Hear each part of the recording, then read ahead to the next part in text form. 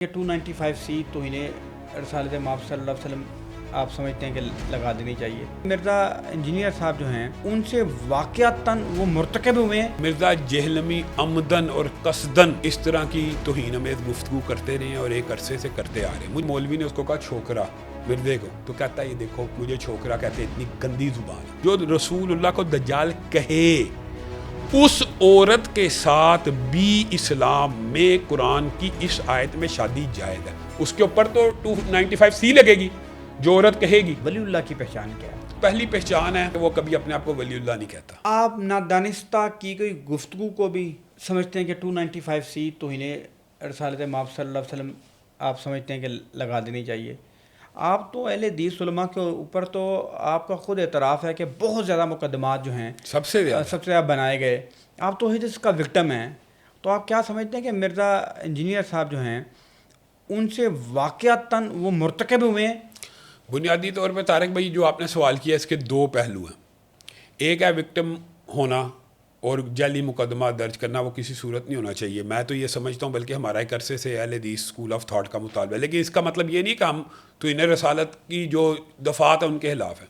ہمارا مطالبہ یہ ہے کہ ایک شخص کسی کے اوپر تو انہیں رسالت کا الزام لگاتا ہے، یا تو وہ ثابت کرے. اگر وہ ثابت نہیں کر سکتا تو اس کے اوپر وہی دفعات لگنی چاہیے کہ گویا اس نے وہ الفاظ اس کے منہ میں ڈالے.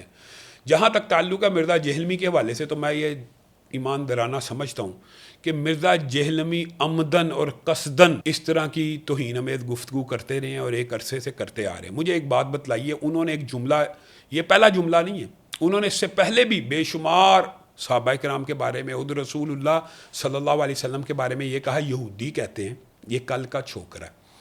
آپ مجھے بتائیں یہودیوں نے جو کچھ مرضی کہا ہو، یہ کہاں کہا ہے؟ اگر انہوں نے نہیں کہا تو یہ آپ کہہ رہے ہیں کہ یہودیوں نے کہا. اگر انہوں نے نہیں کہا یا تو آپ ثابت کریں انہوں نے کہا ہے. میں یہ جائز بات کر رہا ہوں نا. پھر اس نے اس بات کا جواب دیا کہ چھوکرا کون سی ایسی کوئی بات ہے. پھر ایک مولوی نے اس کو کہا چھوکرا مردے کو، تو کہتا ہے یہ دیکھو مجھے چھوکرا کہتے اتنی گندی زبان ہے. جس لفظ کے بارے میں آپ خود کہتے ہیں یہ گندا ہے، وہی لفظ آپ یہودیوں کے منہ میں ڈال رہے ہیں کہ یہودیوں نے کہا ہے. آپ یہودیوں کی وہ کتاب دکھا دیں کہ جہاں پہ انہوں نے کہا ہے، ورنہ آپ جھوٹ بول رہے ہیں. آپ یہ ان کے منہ میں ڈال بعین. اسی طرح یہ جو اس نے بات کی ہے کہ جو رسول اللہ کو، دونوں جملوں میں فرق ہے طارق بھائی، ذرا غور کرنا. ایک ہے جملہ جو رسول اللہ کو دجال مانے، صرف اسی پر بات نہیں کیا. اس نے کہا معاذ اللہ ثم معاذ اللہ، یہ تو ہم کہتے ہوئے بھی کام جاتے ہیں. جو رسول اللہ کو دجال کہے اس عورت کے ساتھ بھی اسلام میں قرآن کی اس آیت میں شادی جائز ہے. وہ قرآن کی کون سی آیت ہے جہاں پہ یہ لکھا ہے کہ جو عورت رسول اللہ کو یہ کہے اس کے ساتھ شادی جائز ہے؟ یہ کہاں ہے؟ اس کے اوپر تو 295C لگے گی جو عورت کہے گی. آپ اور یہ انہوں نے کس کے بارے میں کہا یہ بھی پتا آپ کو؟ مسیحی کمیونٹی کی کوئی لڑکی رسول اللہ کو دجال کہے تو اسلام اتنا کھلا مذہب ہے کہ اس سے نکاح کی اجازت دیتا ہے. میں کہتا ہوں یہ اتنے سنگین نوعیت کے الفاظ ہیں. یا تو وہ ثابت کرے کہ قرآن حدیث میں یہ بات لکھی ہے.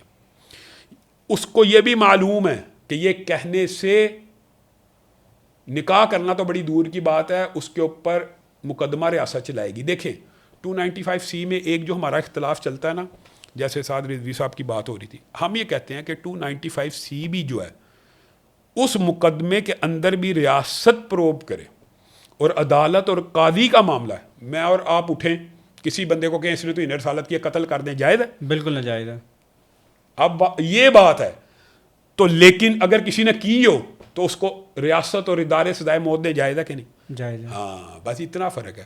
تو ہم یہ سمجھتے ہیں کہ بنیادی طور کے اوپر جو اس نے بات کی ہے یہ یا تو قرآن سے ثابت کرے کہ قرآن میں یہ لکھا ہے. جو آیت کا حوالہ دیا اس نے سورۃ مائدہ میں فلاں فلاں جگہ، قرآن میں کہیں یہ موقف نہیں ہے کہ جو عورت رسول اللہ کو یہ کہے گی اس سے نکاح جائز ہے. یہ اس نے اجماع امت کے خلاف بات کی ہے. اور پھر انہوں نے کہا یہ مسیحیوں کا عقیدہ ہے اور مسیحی کہتے ہیں اور مانتے ہیں. میں آپ کو سچی بات بتا رہا ہوں، مجھے مسیحی رہنماؤں کے فون آئے، مسیحی رہنماؤں کے، اور آپ میری وہ تقریر کے نیچے مسیحی پادریوں کے کمنٹس دیکھ لیں. انہوں نے کہا علامہ صاحب اس بندے نے ہمارے پہ جھوٹا الزام لگایا. یہ جو دجال کا لفظ ہے یہ اسلام میں اور یہودیت میں تو موجود ہے، عیسائیت میں موجود نہیں. یعنی کرائسٹ اینٹی کرائسٹ کا جو لفظ ہے، تو عیسائی تو اس ٹرم سے آشنا نہیں ہے جس ٹرم کو یہ ہمارے پر تھوپ رہا ہے اور ملک کے اندر اس نے پوری مسیحی کمیونٹی کو ولنریبل کر دیا، اور یہ نجائز اس نے حرکت کی ہے. اس کے اوپر سخت میں یہ کہتا ہوں کہ یہ الفاظ یہاں تو یہ ثابت کرے. اگر یہ ثابت نہیں کر سکتا تو پھر تو یہ اسی نے کہے ہیں نا، پھر تو یہ اسی نے کہے ہیں نا، پھر تو یہ اپنی طرف سے اس نے گڑے ہیں نا. دوسری بات یہ ہے کہ 295C کے علاوہ آئی ہے. اس نے کہا تابعین رج کے جھوٹے ہیں. اس نے کہا صحابہ کے ساتھ معاذ اللہ یہ ہوا، فلاں صحابی طاعون سے ایسے فوت ہو گیا. مرزا قادیانی کو ڈیفینڈ کرتے ہوئے کہتا ہے کہ فلاں صحابی، آپ اس کو لیٹرین کے بارے میں کہتے ہو تو صحابی فلاں طاعون کی بیماری سے معاذ اللہ. پھر کہتا ہے قرآن پاک کو بغیر ترجمہ پڑھنا ایسے ہے جیسے فرینچ میں گالیاں نکالنا. یار قرآن پاک کو ترجمے سے پڑھنا چاہیے، لیکن کیا الف لام میم پڑھنا ثواب ہے کہ نہیں؟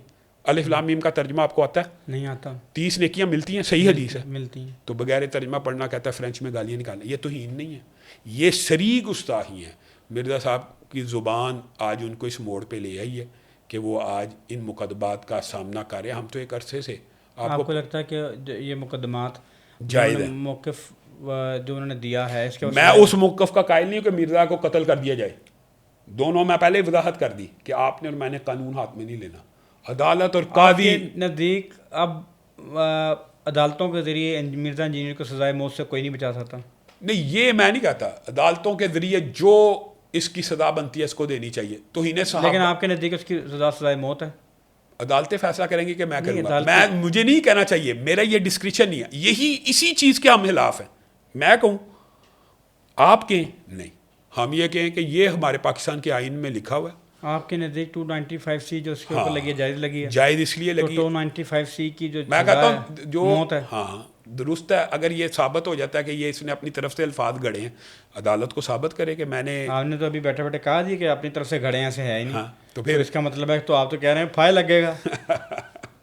اس کو بہرحال اس فطرے کو اور اس کی گمراہی کو. باقی سر یار میں آپ کو ایک بات بتاؤں طارق بھائی، اس نے ایک بندے کی نہیں، اس نے صحابہ کی، تابعین کی، انبیاء کی، اس کا چلن تھا. علماء جو ہیں یہ میرے سے ذرا جملہ معترضہ ہے. کوئی بات نہیں. تسی آپس ہی لڑتے رہے، تانوں انجینئر لکوں لے گیا. کس طرح؟ میں کہتا ہوں جی گلی محلے کوچوں میں اس نے کہا کہ ڈیمیج ہیز بن ڈن. جو میں یہ جو دعویٰ ہے یہ بہت بڑا خود میں سر اس نے سر میں بتاؤں آپ کو، میرے محلے میں لڑکے یا بچے مجھ سے بات کرتے ہیں نا تو میں جب وہ گفتگو کرتے ہیں نا وہ منظر یہ کہتا ہوں، میں کہتا ہوں یہ ادھی گل ہے پوری گل نہیں پتر، یہ ادھی گل ہے پوری گل نہیں پتر. ایک جو اس نے سب سے بڑا ڈیمیج کیا، اس نے یہ ڈیمیج کر دیا سر کہ ہمارے ہاں صحابہ کرام رضوان اللہ اجمعین کے حوالے سے جب گفتگو کی جاتی ہے تو ادب کا پہلو ہم پکڑتے ہیں اہل سنت والجماعت. بالکل، یہ آپ درست نشاندہی کر رہے ہیں. ہمارا عقیدہ جو ہے نا وہ اس نے صحابہ کے بارے میں تشکیک پیدا کر دی، شکوک و شبہات. ہم جو اہل سنت والجماعت ہیں ہم نا ادب کا پہلو پکڑتے ہیں. بالکل پکڑنا چاہیے. اگر ہم صحابہ کو معصوم نہیں سمجھتے، لیکن ہم سمجھتے ہیں کہ ان سے غلطیاں بھی ہو سکی ہیں، ان کا معاملہ اللہ کے ساتھ، ہم نے ان کے بارے میں ادب کا رویہ. میں آپ کو ایک جملہ اس سے بھی بہتر دیتا ہوں. ہم صحابہ کو معصوم عن الخطا نہیں سمجھتے لیکن مغفور عن الخطا سمجھتے ہیں. اللہ تعالیٰ نہیں، آپ بات نہیں سمجھے. مغفور عن الخطا کا اللہ نے حکم دیا. قرآن نے کہا کہ فتح مکہ سے پہلے والے اور بعد والے برابر نہیں ہیں. ہاں اللہ نے ان کے ساتھ بھلائی کا ارادہ کر لیا. وَكُلًّا وَعَدَ اللَّهُ الْحُسْنَىٰ. میں نے دیکھیں نا اللہ تعالیٰ نے یہ کہا رضی اللہ عنہ. معصوم نہیں تھے، غلطیاں کریں گے لیکن مغفور ہیں، اللہ نے ان کو معاف کر دیا. وَلَقَدْ عَفَا، اللہ تعالیٰ نے معاف کر دیا. اپنی لڑائیاں لڑتے رہے سر دیکھو نہیں ہم کیا لڑائیاں لڑتے رہے. اس نے صحابہ کے بارے میں جب بات کی ہم اس کے خلاف بھی کھڑے رہے. تہاڈے نزدیک بریلوی مشرک سن، انہوں دے نزدیک تسی گستاخ رسول ہو معاذ اللہ ثم معاذ اللہ. ان دے نزدیک انہوں دے نزدیک وہابی دیوبندی، ہر فرقے کو ایک دوسرے کے خلاف شدید فتویٰ موجود ہے. میں نہ کسی فتوے کا قائل نہیں ہے، میں سارے دے بارے ادب در رویہ رکھنا ٹھیک ہے. کوئی اسی شخص کو حق نہیں کہ اٹھ کے کسی پہ کافر کا فتویٰ لگا دے. یہ علماء کا کام ہے، اللہ جانے تیرا بجانے. اچھا اب آپ کی اس بات سے بھی ایک نتیجہ حد ہوتا ہے. اگر ایک مسلمان کو کافر کہنا جائز نہیں ہے، رسول اللہ نے کہا ہے نا کہ اگر کوئی کسی مسلمان کو کافر کہے گا تو اگر وہ کافر نہیں ہوگا یا وہ کہنے والا یہود ہو جائے گا، کفر پلٹ آئے گا. اب آپ سے ایک میں سوال پوچھتا ہوں، مسلمان کو کافر کہنا جائز نہیں ہے لیکن صحابی کو بے ایمان کہنا جائز ہے؟ سر میں کہتا ہوں کہ آپ تمام اب یہ بات بتائیں، جو بندہ صحابی کو بے ایمان کہے گا اس کا ایمان باقی ہے؟ سر جی میں تو کہتا ہوں کہ صحابہ کے بارے میں یہ وہ مقام ہے جس پہ ادب کو دامن جو نا زور سے تھامنا. ہاں تو یہ شخص کہتا ہے کہ ہم بھی بادل نے خاصتا ہی رضی اللہ کہتے ہیں، سانوں بھی پتہ کہ مامو کہتا ہے یہ اس کو ختم کر دیں. یہ گفتگو بڑے کرم اس پہ چلے گئی. ایک چیز رہ گئی، وہ یہ رہ گئی کہ ولی اللہ کی پہچان کیا ہے؟ ولی اللہ کی جو پہلی پہچان ہے وہ یہ ہے کہ وہ کبھی اپنے آپ کو ولی اللہ نہیں کہتا. اچھا. یہ بات مجھے بتائیں کہ ولی اللہ کیا کوئی ایسا منصب ہے کہ جس کا اعلان اللہ نے حکم دیا؟ منصب نبوت ہوتا ہے. ایک بندے کو اللہ تعالیٰ نے اپنے بندوں میں سے کسی کو نبوت دی ہے, اس کے اوپر تو فرض ہے وہ نبوت کا اعلان کرے, اس کی لائبلٹی. ولایت کوئی ایسا منصب ہے کہ وہ اعلان کرے, یا ولایت کے اندر وہی آتی ہے کہ بندے کو پتہ لگتا ہے میں ولی اللہ. جو بندہ خود کہہ رہا ہے میں ولی اللہ ہوں, وہ ولی اللہ نہیں ہو سکتا, پہلی بات. دوسری بات یہ ہے ولی اللہ کی پہچان بالعموم یہ ہوتی ہے کہ جس کو دیکھ کے آپ کو اللہ یاد آ جائے. یہ پہچانوں میں سے ایک پہچان ہے. ولی اللہ کی ایک پہچان رسول اللہ نے فرمائی ہے کہ وہ جب اللہ کی قسم کھا لے کسی بات کے اوپر تو اللہ تعالیٰ بھی اس کی قسم کی لحاظ کرتے ہیں. اور حضرت انس کا واقعہ آپ کے سامنے ہے کہ ان کی بہن کو رسول اللہ صلی اللہ علیہ وسلم نے کہا کہ آپ کے دانت توڑے جائیں گے. کیونکہ آپ نے اس عورت کے دانت توڑے ہیں. اسلام میں دانت کا بدلہ دانت ہے. تو حضرت انس نے اس وقت قسم کھائی دی, اللہ کی قسم میری بہن کے دانت نہیں توڑے جائیں گے. تو رسول اللہ غصے میں آ گئے, اور رسول اللہ نے کہا یہ کیا بات کرتا ہے, اللہ کی حدود میں تو کمی بیشی کرے گا, دانت توڑے جائیں. جب وہ دانت توڑنے کے لیے جلاد آگے بڑھا تو وہ جن کے مضروب تھی انہوں نے کہا ہم نے اس کو اللہ کے لیے معاف کر دیا. تو رسول اللہ نے وہاں پہ کہا کہ اللہ کے کچھ بندے ایسے ہوتے ہیں زمین کی پشت پہ اللہ کی قسم کھا لیں تو اللہ تعالیٰ ان کی قسم کی حیا کرتا ہے. اور انس کی بہن کے پھر دانت نہیں توڑیں گے. ایک نشانی ہے. تیسری نشانی یہ ہے کہ آپ اپنے ماں باپ, میں تو سمجھتا ہوں عصر حاضر میں ماں باپ اللہ کے ولی اس لیے بھی ہوتے ہیں کہ رسول اللہ نے کہا ماں کے قدموں کے نیچے جنت ہے اور باپ جنت کا دروازہ ہے. آپ کی ماں نے آپ کے لیے دعا کی ہے, وہ قبول ہو گئی ہے. آپ کو سمجھ آ جانی چاہیے کہ اللہ کا ولی یہ ہے کہ جس کی دعائیں اللہ تعالیٰ قبول کر رہا ہے. تو یہ بالعموم یہ نشانیاں ہوتی ہیں. لیکن اگر آپ بندہ یہ سمجھے, آپ اور میں جو ہمارے معاشرے میں کہ جو بندہ 40 دن نہایا نہیں ہے, جس نے ایک نماز نہیں پڑھی, وہ ولی اللہ, اس کا تو مسلمان ہونا بھی مشکوک ہے. ایک بندے نے وضو, ہمارے معاشرے میں ایسے ایسے لوگ گزرے ہیں کہ جن کے نام بھی اتنے عجیب تھے کہ فلانا شاہ 40 دن تک جی نہایا ہی نہیں ہے. جس نے 40 دن تک نہایا نہیں ہے, جس نے وضو نہیں کیا, جس نے ایک نماز نہیں پڑھی, وہ بھی ولی اللہ بن گیا. ولی اللہ یہ نہیں ہے.